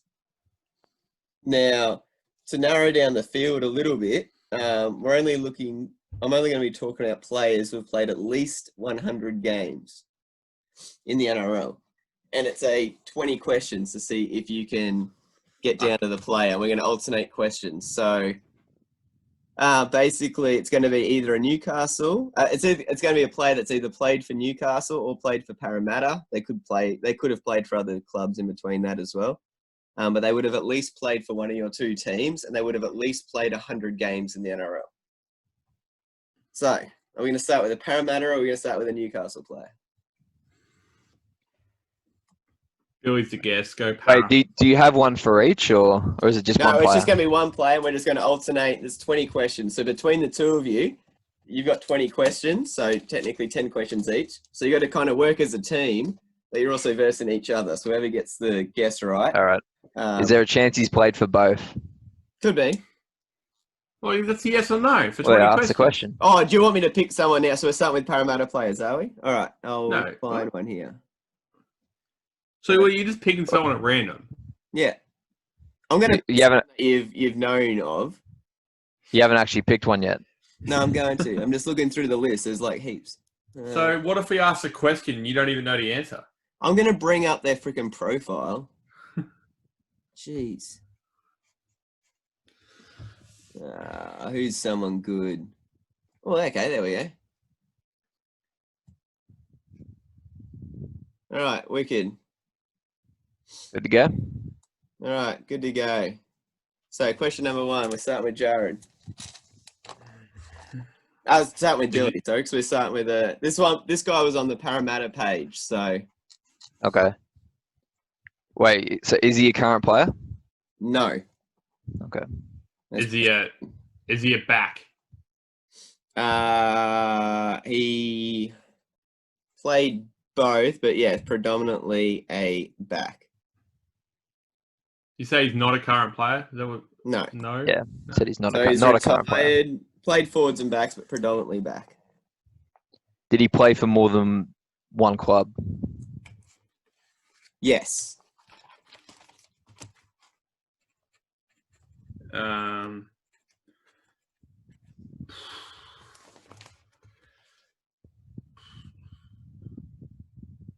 Did he play in the centres? No.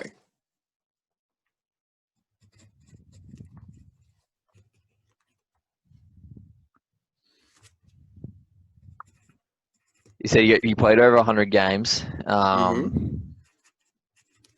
He played over 100 games for Parramatta, yeah. Yep. Did he play in the 2000s?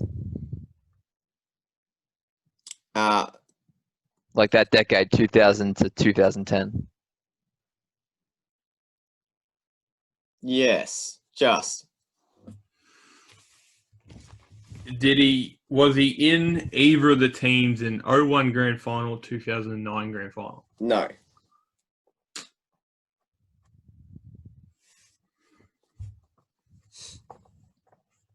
He was still playing then, but he wasn't playing for Parramatta by then.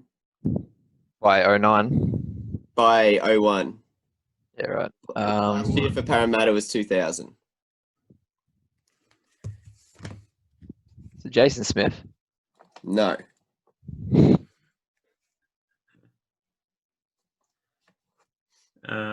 You've used up 7.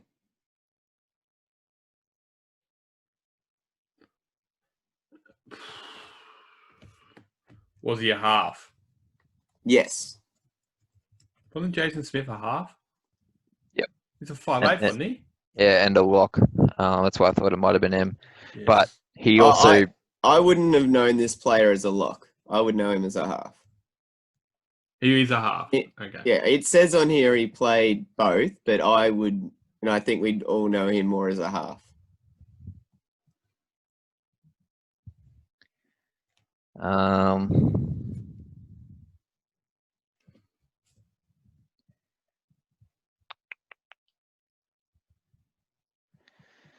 It's a half. And Just try and open Get your scope a bit more. Did he go to England after Parramatta? Yes. All right.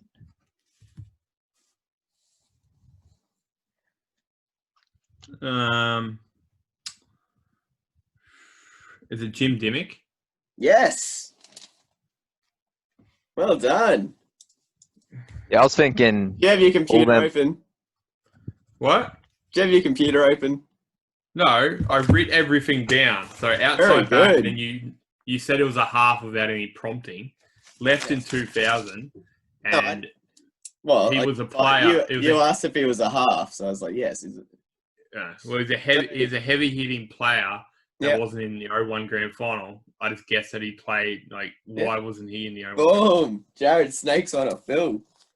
See, I was thinking all them Super League boys that come over in '97. So like the Dean Pay, Jim Demick, Jason Smith, Jared McCracken, all them Bulldog All boys. them? Yeah. We'll have time for one more. So he played Western Suburbs 31 games, Canterbury Bulldogs 71, Parramatta Eels 112 games, and then 95 games for the London Broncos from 2001 to 2004. All right, let's bring up the Newcastle page here.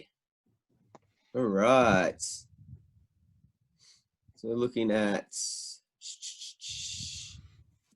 what do we got here, eh? We've got 10 minutes to do it. Yeah, I know, I got it. Cap number, here we go, appearances. If I can, Newcastle's easy. I started 1988 because that's when Newcastle came in. So, who'd be a good one? Newcastle are actually in the comp in 1901. Shut up, Billy. It's 1902. If you're going to make a joke, make it right. Yeah, whatever. Oh, And when did they fall out of the comp? The next year. Actually, 1908. Duds. Learn your history, mate. Oh, if you're yeah, going to throw that's shit a out. good one. That's a good one. Okay, come on. All right, off you go, Jarrod.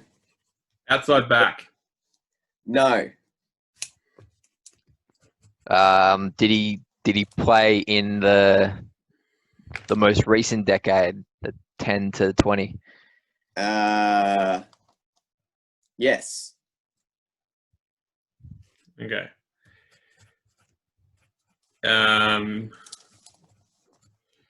Did he play for 3 or more clubs? Yes. Is it Jeremy Smith? Hey, hang on.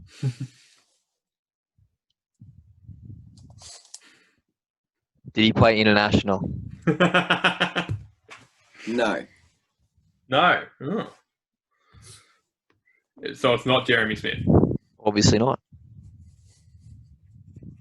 That's my question. Oh, no. Don't burn a question on that. It's obviously not him, you idiot. It's Billy's question. 3 or more clubs. It's his question, but it's a stupid question. Yeah, on Jarrod. 4 who played more than 3 or more.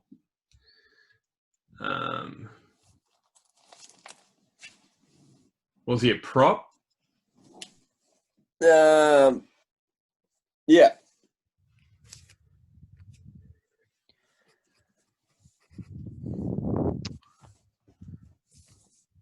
Did he retire before 2015?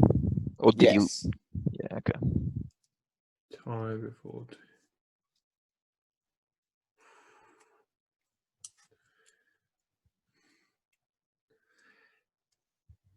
It's not Danny Wicks, is it? No. No.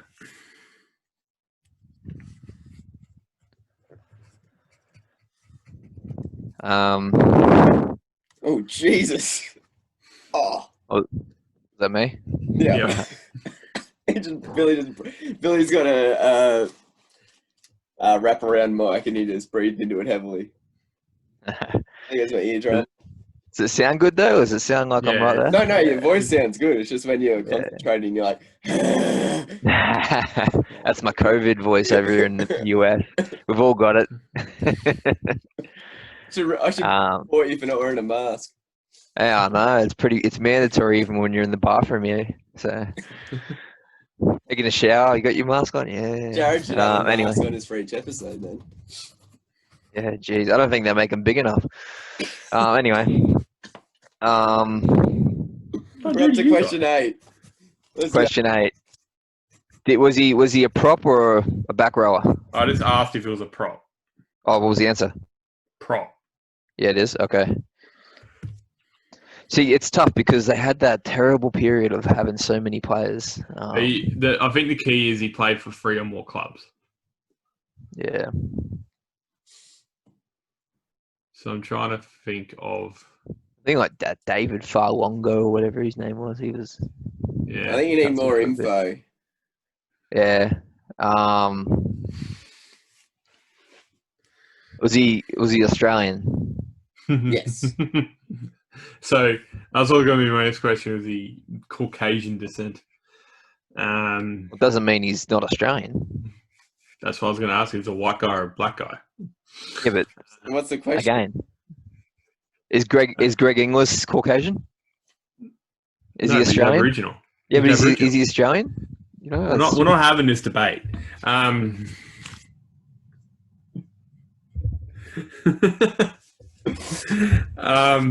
You've got 4 minutes. The reason why we keep bringing up the time, people, is when you have 3 on a Zoom call, you can only get 40 minutes at a time. What was it? Is it Craig Smith? No. Ah, Gee, this is terrible listening. This is, my God, we sound like clowns here. You just keep guessing names. You need more info. So you got an Australian prop who played for 3 clubs at least, 100-something games for Newcastle. And no rep games. No rep games. It was a Yeah, right. Did he debut for Newcastle? Yes. ooh. So he's moved on to 2 other clubs since then. Yes. Well, at least 2 other clubs, yeah. Yeah. All right.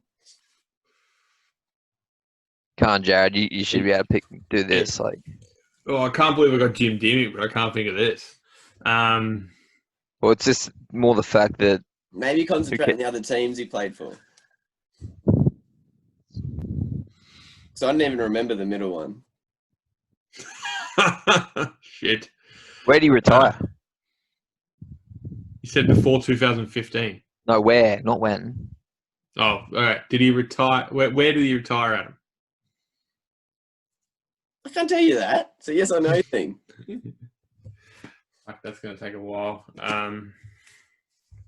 Oh, 3 minutes. Yes or no question. Can you tell us where he retired? No. You already said no to that. Doesn't There's count. 11. Doesn't count.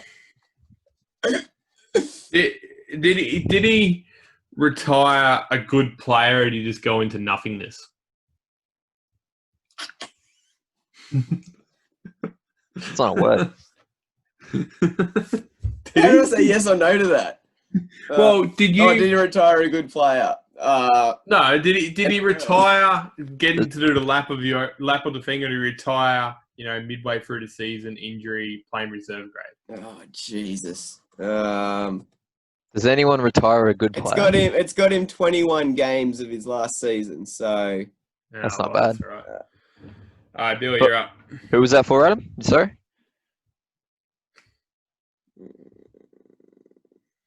oh, that's really cool. He's got a really cool job now. All right, keep going. You got 2 minutes. You've used up 11 questions. Come on, quick fire. Oh, it's hard to think of anything. Yeah. No. He's right. There was so many shit times for Newcastle. We went through a lot of players. Especially players that moved on. Did he ever play for the Gold Coast Titans? Nah. Damn. Fuck. Did he ever play for Parramatta or Manly? No. All right, so we've ruled out 3 clubs. Well, that's 4. We've got 12 left. Did he ever play for the Roosters? They buy a lot of players. No. So he can't be good then. The Roosters didn't buy him. It was like a... No, it wasn't. Played for another high-profile club. Well, there's 16 of them. I think they're all high profile. Like a Roosters level club. So Melbourne. He played for Melbourne. Yeah, he finished with Melbourne. Fucking hell. Who's Newcastle? You got to Finish with Melbourne. Hey? go back a bit. Like time. Yeah. You got What 30 he said seconds. before.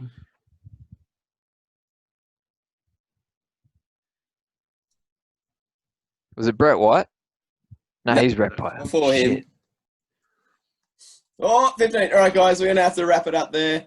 Adam will know. No, that's filthy. Who would have guessed him? Neither of you guys. The woolly mammoth, they called him. Bye. There you are. It is. All right, guys. Sorry for the abrupt ending of that quiz. Hope you like that. It might be something we'll throw in a little bit more as we go along. Anything else from you, Jarrod? No, I think I said enough. All right. Good luck against Parramatta. Good luck to me against St George. Good luck to everyone out there in the teams that you support. Next time you see us, I'll be in a Newcastle jersey vomited into a bucket. Bye. He is.